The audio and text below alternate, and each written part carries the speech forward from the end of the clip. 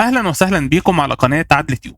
معاكم جرجس عدلي، سينيور الكتريكال تكنيكال اوفيس انجينير، ومكملين مع بعض في البلاي ليست بتاعتنا واللي موضوعها ازاي تبدا مشروع من الصفر على برنامج الريفت. ظاهر قدامنا دلوقتي على الشاشه كل الخطوات اللي اتعلمناها في البلاي ليست بتاعتنا لحد دلوقتي، بدايه من فتح التمبلت المناسب على حسب التخصص بتاعك لحد ما عملنا لينك لكل الموديلز الخاصه بالتخصصات الاخرى. والخطوه اللي هنتعلمها النهارده مع بعض هي ازاي اقدر اعمل كوبي مونيتور للليفلز والجريدز من اللينك المعماري. واهميه الكوبي مونيتور ان انا باخد نسخه من الليفلز والجريدز دي تبقى موجوده عندي في اللينك بتاعي، وفي نفس الوقت بعمل لها مونيتورنج وبراقبها، بحيث لو المعماري غير اي ليفل من الليفلز دي او حرك اي جريد من مكانه بيجي لي الارم بيعرفني ان في تعديل في الليفلز والجريدز دي. فبالتالي بشوف التاثير بتاع التعديل المعماري ده هيأثر في ايه على شغل انا في الموديل بتاعي. طب ازاي بنعمل كوبي مونيتور للليفلز والجريدز؟ هو ده موضوع الفيديو بتاعنا النهارده. اول حاجه هنعملها هندخل على البلان فيو ده اللي هو اسمه 1 داش لايتنج. بعدها هندخل على الفيزابيليتي جرافيكس، هنضغط على في وهندخل على الريفت لينكس، وهنخفي اللينكس الاخرى الموجوده باستثناء اللينك المعماري، لان انا هعمل كوبي مونيتور زي ما قلت من اللينك المعماري، فهسيب بس اللينك المعماري هو اللي ظاهر عندي وهضغط على اوكي. بيكون ظاهر عندك الاليفيشنز اللي هي الرمز بتاعها ده، ادي اليفيشن وفي اليفيشن اهو، وفي اليفيشن تاني هنا، وفي اليفيشن تاني فوق بس هتلاقيه داخل جوه المبنى، فتقدر تعمل له سيلكت كده وتسحبه لفوق.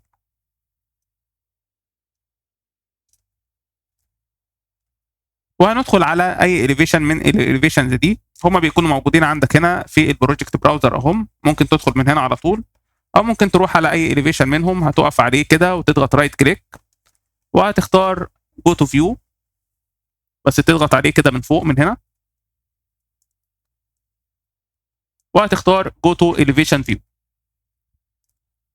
هيفتح لك الفيو ده اللي هو برضو نفس الفيو ده كان ممكن تدخل عليه من هنا. بعد ما دخلت على الاليفيشن هتدخل على الفيزابيليتي جرافيكس، برضو هتضغط على في وهتدخل على الريفت لينكس وهتخفي اللينكات الاخرى وتسيب بس اللينك المعماري هو اللي ظاهر عندك. ده كده اللينك المعماري اهو، ودي الليفلز الخاصه باللينك المعماري. هنبدا في تنفيذ امر الكوبي مونيتور، وده هيكون عن طريق ان احنا هنروح على كولابوريت تاب، بعدها هنختار كوبي مونيتور وهنضغط على سيلكت لينك وهنختار اللينك المعماري. هيفتح لك الجزء ده في الريبون، هتيجي هنا تضغط على كوبي وهتختار مالتيبل، بعدها هتيجي تعمل سيلكت كده على الليفلز بتاعتك، وهتيجي هنا تضغط على فلتر عشان تتاكد انك عامل سيلكت على الليفلز بس. بعدها هتضغط على فينيش، وخد بالك من النقطه دي، هتضغط على فينيش مرتين. هنا هتضغط كده اول مره على فينيش، هتلاقي الليفلز اهي اتاخدت عندك وظهر لك العلامه دي اللي هي خاصه بالمونيتور، بمعنى ان الليفلز دي اللي انت واخدها معمول لها مونيتور. بعد كده هتروح على كوبي مونيتور مره ثانيه من فوق هنا، وهتضغط على فينيش للمره الثانيه علشان تخرج من الامر. في اوبشن موجود في امر الكوبي مونيتور احنا مش محتاجينه في البروجكت ده، لكن انا هقوله لك علشان يكون عندك المعلومه. الاوبشن ده هو انك لو دخلت على الكوبي مونيتور، بعدها ضغطت على سيلكت لينك وضغطت على اللينك اللي هو اللينك المعماري هنا، بيكون في عندك الاختيار ده اللي هو اوبشنز. لو ضغطت على اوبشنز بيكون عندك بيظهر لك القائمه دي، بيكون عندك امكانيه انك انت لما تاخد الليفل كوبي مونيتور، الليفل الجديد الموجود عندك يكون في اوفست بينه وبين الليفل الاساسي، وده عن طريق انك انت هتكتب القيمه اللي عاوزها تكون موجوده في الاوفست هنا في الخانه دي اللي هي الاوفست ليفل. ودي غالبا بيحتاجها المهندسين الخاصين بالاستراكشر لما بيكونوا عاوزين ياخدوا الليفل عندهم اقل من المنسوب اللي عامله المعماري بالسكنس بتاع البلاطه. يعني لو السكنس البلاطه الخرسانه مثلا 30 سم، هيجي هنا كده ويكتب سالب 300. برضو في اوبشن تاني لو انت عاوز تضيف اختصار قبل الليفل اللي انت هتاخده كوبي مونيتور عندك، بتيجي هنا كده في الخانه دي، ومثلا انت مهندس استراكشر فهتيجي هنا كده تكتب STR بحيث يظهر لك كلمه STR قبل الاسم الخاص بالليفل اللي انت هتاخده كوبي مونيتور عندك. لو انت مش محتاج النقطتين دول، فبالتالي انت مش محتاج تدخل على القائمه دي، وهتنفذ الامر بالطريقه اللي احنا قلناها في المره اللي فاتت. طب افرض بعد ما انت عملت كوبي مونيتور للليفلز دي، جه المعماري حرك اي ليفل منهم، ايه اللي هيحصل؟ اول حاجه هيجي لك الارم ان في ليفل اتحرك. تاني حاجه لما تدخل على الكوردينيشن ريفيو هيدي لك تفاصيل بالظبط ايه هو الليفل اللي اتحرك، والليفل ده المنسوب او المسافه اللي اتحرك بيها قد ايه. تعال نشوف الكلام ده على الطبيعه. هنفترض مثلا ان احنا الليفل ده اللي هو اسمه بارابيت اتحرك كده لفوق شويه. اول حاجه ظهر لك الرساله اهي، بتقول لك كوردينيشن مونيتور الارت ليفل موفد باي 1600 مللي. يبقى ده كده شكل الرساله اللي هتظهر لك. تاني حاجه لو انت جيت كده دخلت على كولابوريت، بعدها كوردينيشن ريفيو، سيلكت لينك واخترت اللينك المعماري، ظهر لك اهو التفاصيل ان في ليفل البوزيشن بتاعه اتحرك، والحركه كانت بمنسوب 1600 مللي، وبيقول لك ايه الاكشن اللي انت تحب تاخده. هل انت موافق على الاختلاف ده، ولا تحب ترجع المنسوب بتاعك للمنسوب القديم او الليفل بتاعك للمنسوب القديم؟ تعالى كده نبص اهو، زي ما انت شايف الليفل اللي اتحرك اهو. لو اخترنا موف ليفل بارابيت وضغطت على ابلاي، هتلاقيه رجع لك اهو للمنسوب القديم مره ثانيه. هنضغط على اوكي. لو انت حبيت توقف عمل مونيتورنج للاليمنت ده، فهتضغط عليه وهتلاقي ظاهر لك اهو كلمه ستوب مونيتورنج، ممكن تضغط عليها لو انت حابب. مهم جدا بعد ما تاخد الليفلز كوبي مونيتور في الموديل بتاعك تعمل حاجتين. اول حاجه تعمل سيلكت على الليفلز وتضغط على بن، بحيث انك انت ما تحركش اي ليفل فيهم بالغلط وانت شغال. تاني حاجه تحط الليفلز على الورك سيت المناسبه الخاصه بيهم. هنا احنا كنا عاملين اكتف واحنا بنعمل كوبي مونيتور للليفلز للورك سيت دي اللي هي اسمها WST داتا تليفون. فلو انت جيت كده وقفت على اي ليفل من الليفلز دي، هتلاقي الورك سيت بتاعتهم اللي هي WST داتا تليفون، فده مش صح. فهنعمل ايه؟ هنعمل كرييت لورك سيت ثانيه خاصه بالليفلز. هتيجي كده تقف على الورك سيتس وهتضغط على نيو، وهتكتب اسم الورك سيت بتاعتك. هنقول ان هي B123 ELE WST levels، وهنضغط على اوكي. وهعمل بالمره ورك سيت ثانيه خاصه بالجريدز.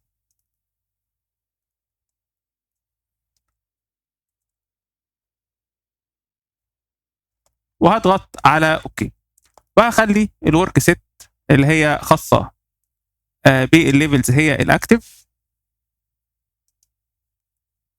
وهنضغط على اوكي. هتلاقيها هي اهي الاكتف عندك الورك سيت الخاصه بالليفلز.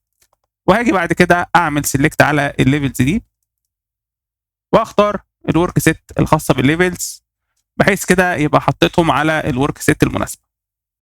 هروح دلوقتي اكرر نفس الخطوات مره تانية، لكن المره دي هعمل كوبي مونيتور للجريدز. فاول حاجه هفعل الورك سيت الخاصه بالجريدز اللي احنا عملناها،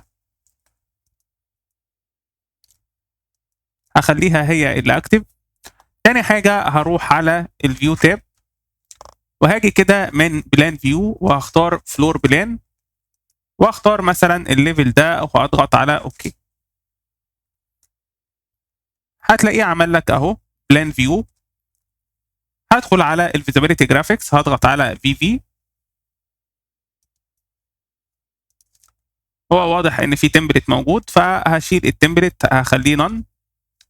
بعد كده هدخل على الفيزابيليتي جرافيكس واختار الريفت لينكس، وهخفي التو لينكس دول انا مش محتاجهم دلوقتي، وهخلي اللينك المعماري بس هو اللي ظاهر عندي. ادي الجريدز الخاصه باللينك المعماري. هعمل ايه دلوقتي؟ هاجي كده ادخل على الكولابوريت، بعدها هضغط على كوبي مونيتور واختار سيلكت لينك واختار اللينك المعماري. بعد كده هضغط على كوبي واختار مالتيبل، وهعمل سيلكت على كل العناصر الموجوده. بعدها هضغط على فلتر واضغط على تشيك نون واختار بس الجريدز، وهنضغط على اوكي. كده انا مختار الجريدز بس. لو قربت كده هتلاقي الجريدز بس هي اللي منوره اهي باللون الازرق. بعد كده هنضغط على فينيش. بعدها هنروح لكوبي مونيتور تاني ونضغط على فينيش. خد بالك ان انا بضغط على فينيش مرتين. كده الجريدز اهي لو وقفت عليها دي الجريدز بتاعتك في الموديل عندك، والجريدز دي هتلاقي جنبها موجود علامه الكوبي مونيتور اهي. ولو رحت عند الورك سيتس هتلاقي الورك سيت المتفعله هي الورك سيت الخاصه بالجريدز. ممكن ندخل على الفيزابيليتي جرافيكس مره ثانيه وندخل على الريفت لينكس، وهندخل على الاعدادات الخاصه باللينك المعماري. بدل ما هي باي هوست فيو نخليها كاستم. بعد كده هندخل على الانوتيشن ونخليها كاستم، وهنخفي الجريدز والجريدز جاي او الجايد جريد، ونضغط على اوكي ثم اوكي، بحيث يكون اللي ظاهر عندك بس هي الجريدز اللي انت اخدتها كوبي مونيتور. ومن ضمن الحاجات اللي انت ممكن تعملها علشان الرسمه بتاعتك يكون شكلها افضل، تقف على الجريدز كده. لو انت شايف ان الجريدز هتسبب لك لخبطه وانت شغال بترسم، هتقف على الجريدز وتضغط على ايديت تايب، وبدل ما السنتر سيجمنت كونتينيوس هتخليه نون، بحيث الخط المعدي في النص ده يختفي. لو ضغطت كده على ابلاي هتلاقي الخط اختفى اهو. ولو انت جيت كده وقفت هنا وضغطت على العلامه دي هيظهر لك الجريد جايد من الناحيه الثانيه. يعني هيظهر لك حرف الاف كده، هتلاقيه موجود في الناحيتين، اف من الناحيه دي واف من الناحيه دي. والخط اللي في النص اهو هتلاقيه مختفي، لكن لو وقفت على الجريد هتلاقيه ظاهر. ولو مش حابب تعمل كده، حابب الخط يكون كونتينيوس زي ما هو لكن يظهر لك بلون خفيف شويه، هتقف على الجريد وتضغط على ايديت تايب وترجعه زي ما كان مره ثانيه. السنتر سيجمنت هنخليها كونتينيوس، وهنشيل علامه الصح دي لو انت مش حابب يظهر لك الجريد جايد من الناحيتين، ونضغط على اوكي. كده احنا رجعناه للوضع الاولاني. بعدها هتدخل على الفيزابيليتي جرافيكس وهتدخل على الانوتيشن، وهتيجي كده عند الجريد وهتضغط على هاف تون وهتضغط على اوكي. هتلاحظ الجريدز اهي بقت ظاهره لك بلون خفيف اخف من الخطوط الثانيه اللي حواليها الخاصه بالموديل. وبرضو زي ما عملنا في الليفلز ممكن نعمل بين لكل الجريدز اللي احنا خدناها كوبي مونيتور. هنيجي كده نعمل سيلكت لكل الانستنس الموجوده، بعدين هنضغط على فلتر وتشيك نون ونعلم على الجريدز فقط ونضغط على اوكي. بعدها هنضغط على بين، بحيث كده نكون عملنا بين لكل المحاور علشان مفيش اي حاجه تتحرك بالغلط وانت شغال في الموديل بتاعك. وبكده نكون اتعلمنا مع بعض ازاي نقدر نعمل كوبي مونيتور للليفلز والجريدز من اللينك المعماري. وهتلاقيني سايب لك في الديسكريبشن اسفل الفيديو ملفات العمل اللي احنا استخدمناها في الشرح بتاعنا النهارده. وفي الفيديو الجاي ان شاء الله من البلاي ليست بتاعتنا هنتكلم عن تنظيم البروجكت براوزر. وفي النهايه لو عجبك الفيديو ما تنساش تعمل له لايك وشير، واشترك في قناه عدل تيوب علشان يوصل لك كل الجديد في عالم الريفيت والبيم. بشكركم على متابعتكم والى اللقاء.